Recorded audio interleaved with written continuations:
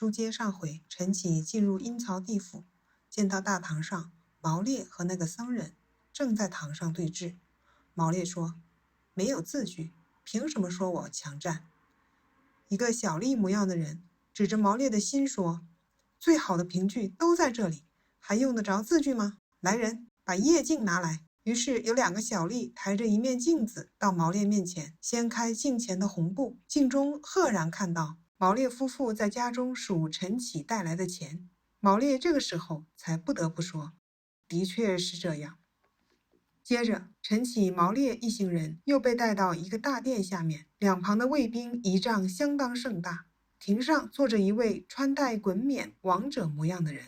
那位王者一声怒喝，命令给毛烈戴上枷锁。毛烈害怕了，这时才低头认罪。那个王者接着说：“县令审判不公，已经罢了他的官，那些收了贿赂的官吏，用火烧掉他们的房子，然后削减他们1半的寿命。”接着毛烈就要被押进监狱。临行前，他哭着对陈启说：“我回不去了，请给我妻子捎信，让她多做佛事救我。你的地契就在我家的一个木盒子里，我平生以欺诈手段得到的田产，总共有13张地契，这些都在我家钱箱子下面。麻烦你叫这13户人家到我家去，让我妻子把地契还给他们，这样可以帮我减轻惩罚。”接着，王者又命令将那位僧人带到前面来。僧人回话说：“我只是见证过当初陈启质押田产的事，后面的事我就不知道了。”于是僧人和陈启都被释放了。他俩出了大殿，经过很多村落房屋，大多是囚禁犯人的监狱。送他们还阳的使者说：“这里关押着各种各样的坏人，有的是杀降的人，有的是不孝的人，有的是搞巫术祝由祸乱人心的人，有的是怠慢欺骗别人做佛事的人。总之太多了。从周朝秦汉到现在，无论他们生前是贵是贱，是汉人还是夷人，一视同仁，谁都跑不掉。”使者接着对陈启说：“你来了有7天了，快回去吧。”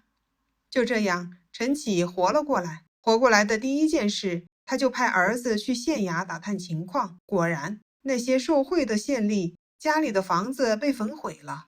然后又去看那位僧人的情况，发现他的尸体早在3天前就被火化了。